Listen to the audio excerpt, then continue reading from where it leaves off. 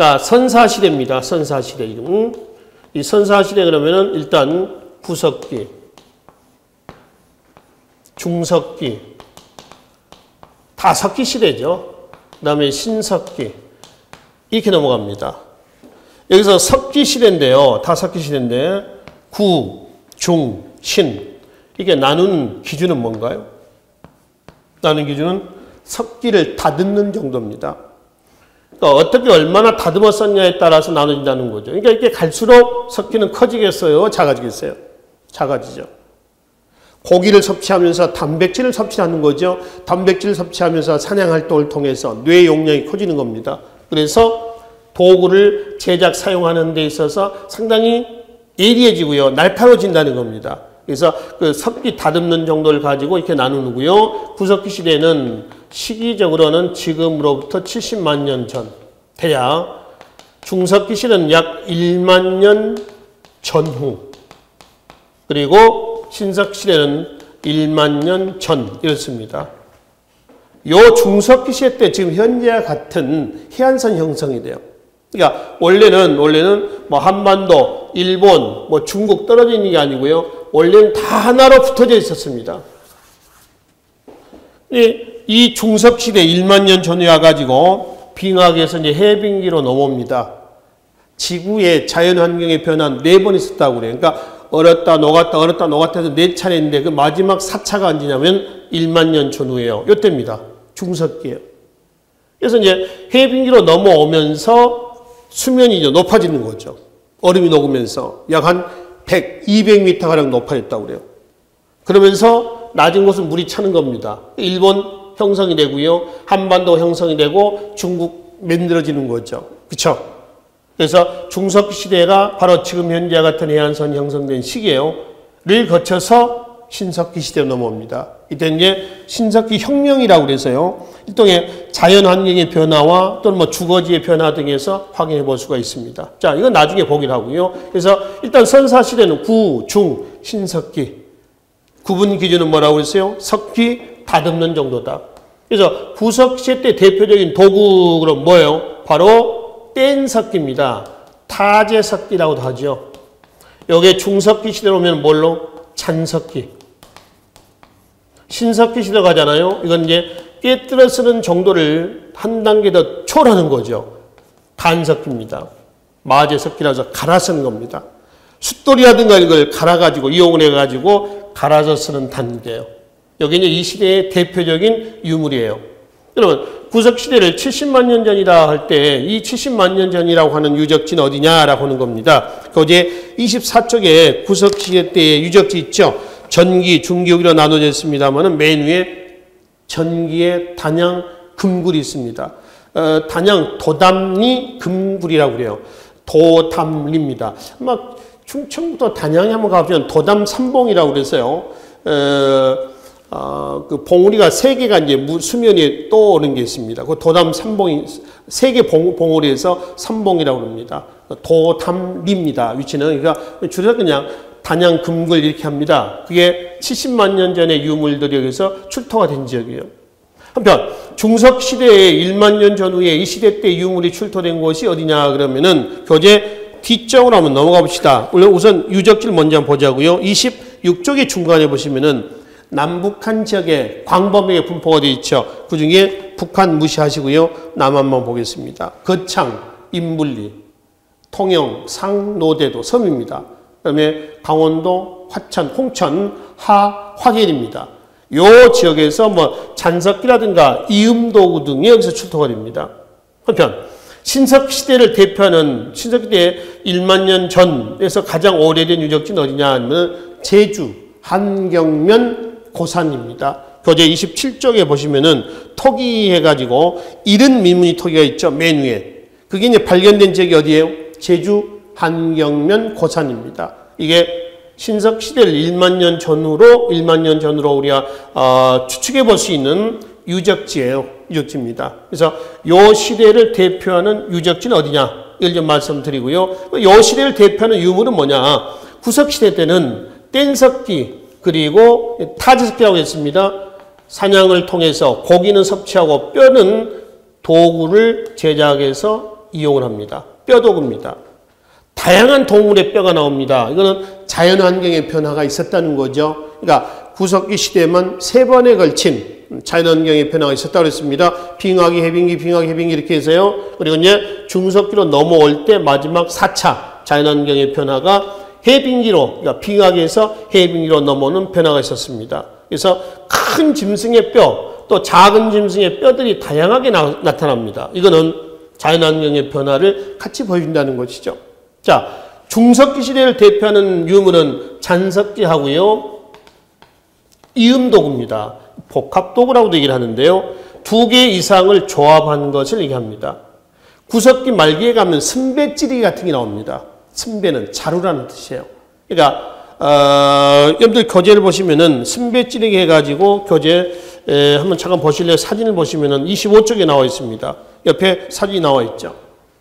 승배라고 하는 부분이 있습니다. 뭐냐면은 이 돌인데요. 이 부분이죠.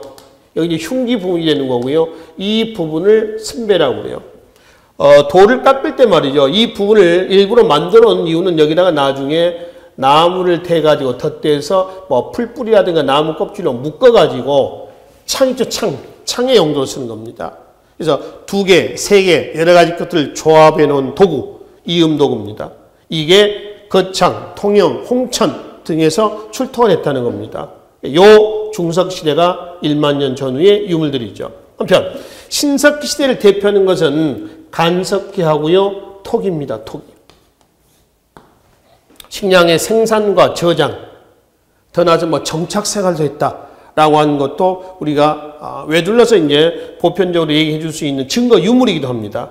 그래서 신석기 시대를 대표하는 유물은 간석기, 토기 이렇게 이해하시면 되겠죠. 그렇죠?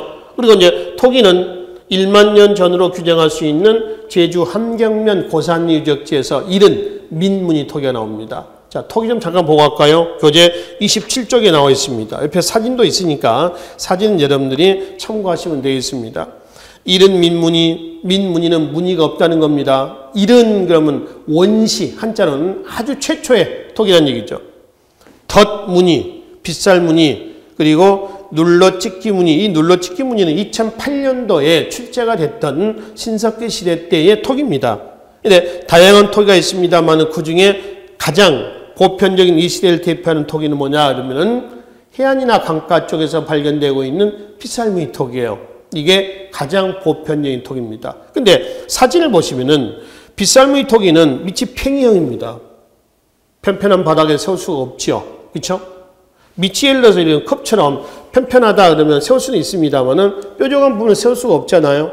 그럼 어떻게 했느냐, 이거를 모래밭에다 푹 박아놓고 씁니다. 그러니까 주로 이제 모래가 많이 있는 강가나 해안가에서 많이 출토가 됐다는 것이죠. 그래서 얘네를 주거지를 우리가 확인해 볼 수가 있다라고 하는 것이죠. 그래서 토기는 빗살무늬 토기를 중심으로 해서 신석시대 때 광범위하게 사용했었던 토기인데 토기 사용에 의의가 있습니다. 맨 위로가 있습니다. 밑줄 그어놔요. 둘째 줄입니다. 농사를 지어 식량을 생산하고 음식물을 조리하거나 저장하게 되었음을 보여주는 것. 그렇죠. 그리고 이 신석시대 때 토기는 일본의 조몬 토기입니다. 일본 토기 이름입니다. 이 조몬 토기에 영향을 또 줍니다. 예를 들어서 청동시대 때는 일본의 야요이 토기, 그렇지? 그다음에 삼국시대 때 문화가 일본에 건너가서 마스카 문화, 통일신라 문화가 일본에 건너가서 하쿠오 문화, 이런 문화를 형성했듯이 신석시대 때 토기는 일본의 조몬 토기에 영향을 줬다. 이렇게 얘기를 할 수가 있습니다. 자, 그래서 이제 중신석시대 때 시기와 대표적인 유물입니다. 자, 얘네를 사회생활 좀 보겠습니다. 구석시대 때는 이동생활입니다. 이동생활. 그러니까 정착생활 아닙니다. 식량을 찾아서 이동을 하는, 그리고 무리를 지어서 생활하는 무리사입니다. 이게 중석기를 거치면서 신석기로 들어오죠. 뭘로 하죠? 이동생활에서 정착생활로 넘어갑니다.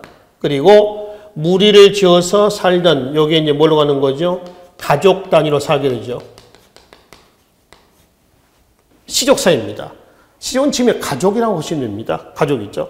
그래서 이동생활에서 정착생활, 무리사회에서 시족사회. 경제는 어떻게 바뀌냐면은 경제는 자연경제에서 뭘로요? 생산경제로 바뀝니다. 그걸 우리는 뭐라 하냐면은 신석기 혁명이라고 그래요. 그러니까 자연경제를 한다면은 채직경제입니다. 여기는 뭘로 하죠? 생산경제로 넘어옵니다. 이 자체를 우리는 신석기 혁명이다. 신석기 혁명이라는 얘기는 누가 한 줄 아시죠? 제3의 물결. 엘빈 토플러. 이거 아마 1980년대에 나온 책 같습니다만은 제 기억에는 그래서 제3의 물결에서 제1, 2, 3 그랬습니다. 그래서 제1의 물결은 뭐냐? 제2의 물결, 제3의 물결에서 인류 변천 과정에서 획기적인 전환점이 있었다라고 하는 겁니다. 제1의 물결은 신석기 혁명이며 2의 물결은 영국에서 일어났었던 뭔가요? 산업혁명이며 제3의 물결은 뭔가요? 정보혁명이다. 이렇게 얘기합니다. 그래서 산업혁명은 예를 들어서 간의 수공 형태에서 공장제 기계공업, 정보혁명은 아날로그 시대에서 디지털 시대, 신석혁명은 뭐라고 했어요? 두 가지라고 했습니다. 이동생활에서 정책생활, 자연경제에서 생산경제. 이걸 우리는 뭐라고 그래요? 신석기 혁명이라고 했어요. 그래서 물결이라고 하는 용어를 통해서 이 패러다임을 통해 가지고 이 인류 사회 발전 과정에서 세 번에 걸친 하나의 과도기 전환점이 있었다는 거죠. 제3의 물결이다. 이렇게 이제 명명을 했습니다. 그 중에 신석혁명에 대한 말씀을 좀 드리고 있는 겁니다. 그러면은 생산경제로 넘어왔다라고 할 때요, 뭐냐? 이때는 농경의 시작을 얘기합니다. 그래서 농경의 시작과 생산하고 나서 잉여물들은 어디에 저장했다는 거죠? 토기에 저장을 했다라고 하는 겁니다. 그럼 이때는 벼나 보리 이걸 재배했느냐? 그렇지는 않고요. 조, 피, 수수 이런 것들입니다. 자, 교재 한번 보겠습니다. 조, 피, 수수에서 이게 이제 신석혁명이란 말이에요. 28쪽에 보시면 중간에 신석기는 농경에 대한 얘기가 나와 있어요. 찾았죠? 그러면 단화가 된 조, 피, 수수 이게 출토가 된 지역이 있습니다. 체크하십시오. 어디예요? 황해도, 봉산, 지탐리, 평양의 남경리 유적지 이 두 유적지입니다. 기억하시고요.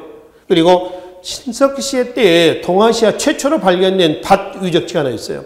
밭. 강원도 고성 문암 유적지입니다. 거기다 체크 좀 하십시다. 강원도 고성 문암 유적지. 그래서 밭 유적지에서 확인하고요. 그리고 여기에 나왔던 그 농기구들이 다양하게 나와 있죠. 돌갱이, 갈판, 돌보습, 또 돌낫, 또 반달, 돌칼, 농경, 굴직. 굴직은 이제 갱이 같은 겁니다. 파는 거죠. 굴착기 할 때 굴입니다. 그래서 다양한 석기. 보세요. 뭐죠? 간석기입니다. 간석기. 이런 농기구가 나와서 농경을 했다라고 하는 것도 뒷받침해주고 있다라고 하는 거죠. 그리고 이제 잉여물은 토기에 그래 담아서 저장됐다. 이렇게 이제 보시면 되겠습니다. 그래서 신석기 때의 농경의 시작은 신석기 혁명을 얘기하는 거죠. 기타, 수렵, 어로도 합니다. 이 수렵, 어로는 구석기 시대 때부터 계속 이어져 왔던 것이죠. 그러니까 요 시대 때 경제를 우리가 구석기 때의 경제를 잠깐 보시면요. 채직경제라고 했죠. 아까 채직경제입니다. 즉 자연경제라고 그랬거든요. 그렇죠? 그래서 요 시대 때는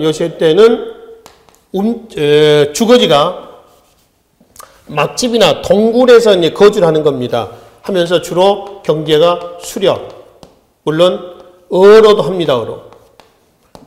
수렵과 어로를 거의 비슷하게 합니다만은 구석기 때 굳이 우리가 순위를 한번 정해보자 하면은 수렵이 조금 앞섭니다. 그리고 어로가 2순위예요. 구석시대입니다. 자, 신석기를 한번 가보실래요? 순위가 좀 바뀝니다. 어로 1순위, 그 다음에 수렵 2순위입니다. 어로가 조금 비중이 커져요.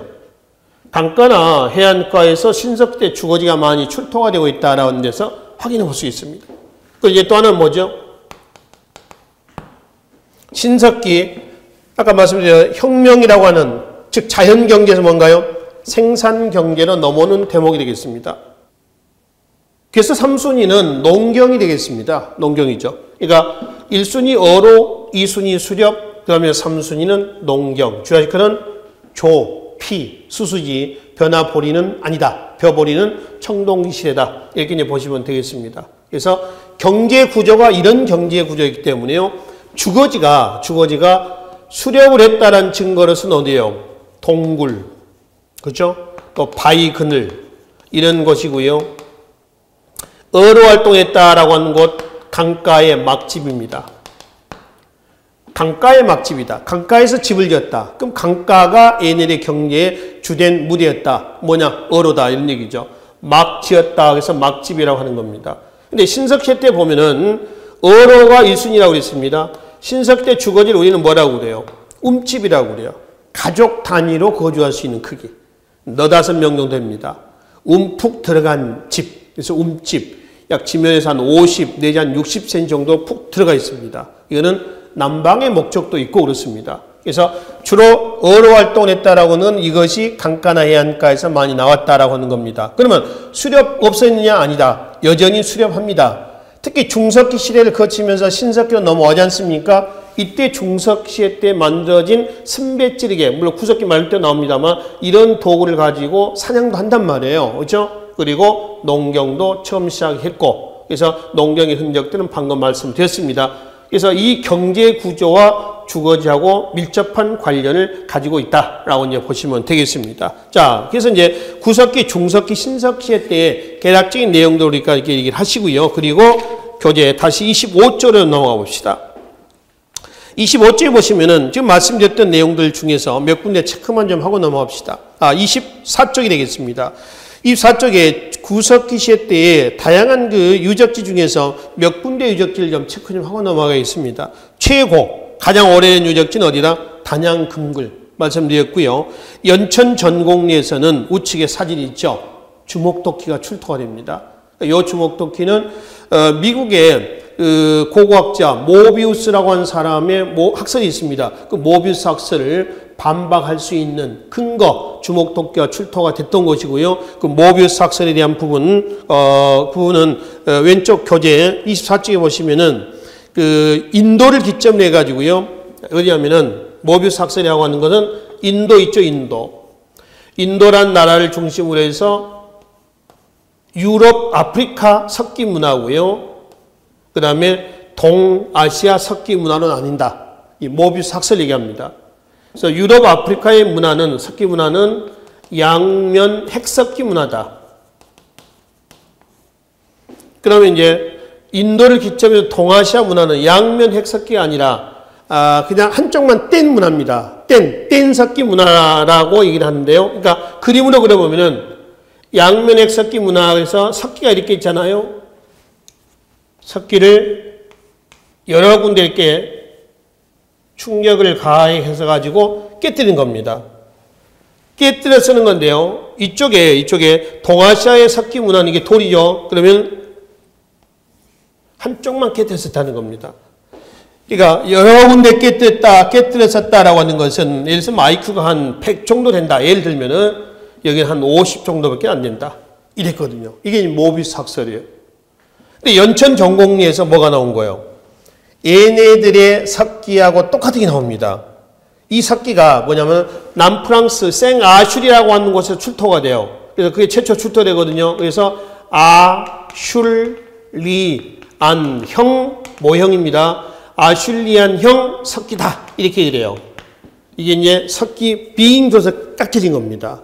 우측에 25쪽에 사진이 있죠. 몇 군데 깎았지 않습니까? 하나만 카트를 한 건 아니지 않습니까? 근데 그하고 똑같은 석기가 어디서 나왔다는 거예요? 연천 전곡리에서 나옵니다. 한탄강 쪽이에요. 연천에 가면은 지금도 구석기 문화 축제도 하고 그렇습니다. 봄인가 아마 되면 뭐 하는 걸로 알고 있습니다만은 여기서 출토가 된 거예요. 그러니까 인도를 기점으로 해가지고 뭐 동아시아니 유럽, 아프리카 석기 문화를 구분하는 뭐 모비우스 학설 있죠. 이 모비우스 학설이 폐기가 됩니다. 그거에 영향을 줬던 것이 연천 전곡리 주목도끼라는 거예요. 그러면 쭉 내려오시면은 중기 때 제천 전말동굴 있죠. 콧불소에 뼈가 나옵니다. 사람의 얼굴이 그려 있어요. 여기는 원시 예술의 출현 얘기를 하는 거고요. 그 다음에 후기 때 하면은 공주 석장리, 종성동간이 있습니다. 자, 종성동간이는 1933년이에요. 우리나라에서 최초로 발견된 유적지고요. 바로 밑에 공주석정리가 있습니다. 이 공주석정 유적지는 1964년에 발굴된 남한에서 최초로 발굴된 유적지이기도 합니다. 공주 금강 쪽에 있습니다. 64년에 발굴이 시작이 됐어요. 74년에 마무리가 된 곳이죠. 여기 가면은 구석기 시대 때 박물관 발굴하고 나서 이 시대 유물들을 가지고 박물관을 아담하게 만들어 놨습니다. 그 공주석장입니다. 그 다음에 우측에 단양수양계가 있습니다. 단양수양계는 다양한 석기들이 대거 무더기로 출토가 됩니다. 석기 제작소입니다. 오늘날 같으면은 대장간 있죠. 대장간 정도로 보시면 되겠습니다. 그래서 이 지역에서 출토된 유물 또 유적 이런 내용들이 구석시대 때의 생활, 사회 모습을 우리가 확인해 볼 수가 있다라고 하는 것이죠. 자, 뒤로 가십시다. 뒤에 구석기 때의 예술과 신석기 때의 예술 좀 보시는데요. 이때 예술은 넷째 줄 한번 봅시다. 26쪽 맨 위에 넷째 줄입니다. 사냥감의 번성을 비는 주술적인 의미가 깃들어져 있다. 그러니까 이때 예술은요, 순수 예술이 아니라 주술적인 이란 의미가 담겨져 있습니다. 주술이라고 하는 것은 비는 거죠. 비는 겁니다. 이거는 비단 구석기 시대만 얘기하는 건 아니고요. 교재 30페이지 맨 위로 갑시다. 신석기 시대 때 예술 같이 묻겠습니다. 똑같습니다. 뭐요? 주술적인 의미입니다. 그럼 뭘 그렸을까라고 하는 거죠. 생산의 풍요죠. 풍요. 그 다음에 타산입니다. 타산. 이거를 기원하는 주술적인 의미였다. 이때 예술은 거의 이렇습니다. 그러니까 순수 예술이라기보다는 이런 것들을 기원하는 의미로 이해를 좀 하시면 되겠습니다. 아시겠죠? 자, 다시 앞으로 넘어오셔서요. 29쪽에 신석기 시대 때의 경제에서 농경, 수렵, 어로, 그러냐 마지막 하나 뭐가 있어요? 수렵이 있습니다. 아주 수공업이 있습니다. 그 수공업의 증거 유물만 체크 좀 하겠습니다. 가락바퀴, 그리고 뼈바늘입니다. 그러니까 뭐 옷도 만들어 쓰고요. 그물도 제작해서 쓰고요. 이렇게 했다라는 증거로서 가락바퀴하고 그 다음에 뼈바늘 있죠. 가락바퀴는 돌입니다. 돌. 구멍을 좀 뚫어 놓은 거고요. 그리고 이거는 바퀴입니다. 바퀴. 그럼 가락은 뭐냐? 우리가 젓가락 할 때 그 젓가락이에요. 이런 나무를 여기다 끼워 넣습니다. 이걸 뭐냐면 이거를 가락이라고 하라. 그게 가락 바퀴라고 그러죠. 가락을 끼워 넣는 바퀴다. 그러니까 여기 이제 실을 두 가닥을 이렇게 해가지고 묶어서 무게중심은 돌이니까 밑으로 나오겠죠. 그러니까 밑에서 이걸 돌려요. 돌리면은 이게 뭐 회전하겠죠. 그렇죠? 회전할 겁니다. 이렇게 회전하면서 실이 어떻게 했어요? 새끼 꼬아듯이 우리 꽈배기처럼 말이죠. 꼬아지는 겁니다. 실을 만들어내는 거죠. 그러니까 요즘에 고려시대 때 만들어진 물레 있죠. 물레. 실 뽑는 그 물레 있잖아요. 그 물레 전 단계로 보시면 되겠습니다. 그래서 이걸 가락바퀴라고요. 그다음에 뼈바늘 해가지고 바늘인데 바늘퀴도 있잖아요. 그죠? 그러니까 요 두 개는 신석기 시대 때의 원시적이었지만 모두 수공업이 행해졌다라는 증거로 이해를 좀 하시면 되겠습니다. 아시겠죠? 그리고 이제 바로 밑에 신앙, 원시 신앙도 있죠. 좀 보죠. 애니미즘, 샤머니즘, 토템, 영혼숭배, 조상숭배 등이 있습니다. 이런 원시 신앙의 태도는요, 신석기 시대 때요, 농경과 정착 생활을 한 결과입니다. 그러니까 농경과 정착 생활을 하면서 자연에 대한 경외심이 생기는 거죠. 그러니까 타협을 하는 겁니다, 일종의. 그게 이제 애니미즘, 정령신앙이라고 그래요. 온갖 만물에 혼이 있다라고 하는 거죠. 그리고 샤머니즘, 무당입니다, 무당. 토템은 특정, 자기 조상을 특정 동식물에 비교하는 겁니다. 그 나오는 나중에 뭐 단군신화의 곰이나 호랑이도 토템 신앙 아닙니까? 그 다음에 영혼 숭배도 있고요. 조상 숭배도 있습니다. 이 영혼 숭배, 조상 숭배는 시체 매장에서 확인해 볼 수가 있습니다. 시체 매장.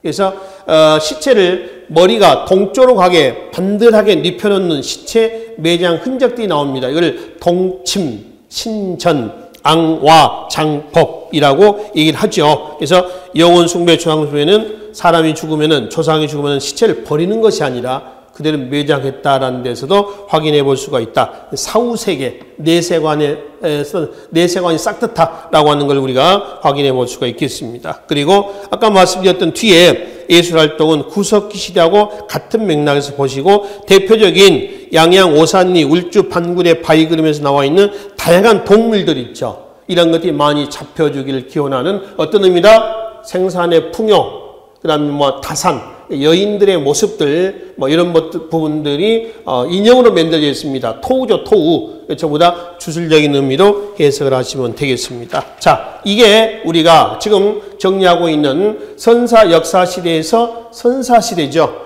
구석기에서 신석기까지의 사회, 문화 내용에 해당이 되겠습니다. 대체로 이 선사시대에 관련된 문제는 그 시대 때의 유물들을 제시하고 그 시대 때의 사회생활을 제시하면서 다음 중 이 시대의 사회 모습이 아닌 것은 또는 맞는 것은 이런 문제들입니다. 그래서 이 시대 때의 사회 특징만 여러분들이 정리를 하시면 될 것 같습니다. 그래서 선사시대 문화까지까지 마음을 좀 짓고요. 자, 교재 34쪽 국가의 형성은 청동기 이후가 되겠죠. 청동기 이후 부분은 잠시 쉬었다가 이어서 정리를 하도록 하겠습니다. 수고하셨습니다.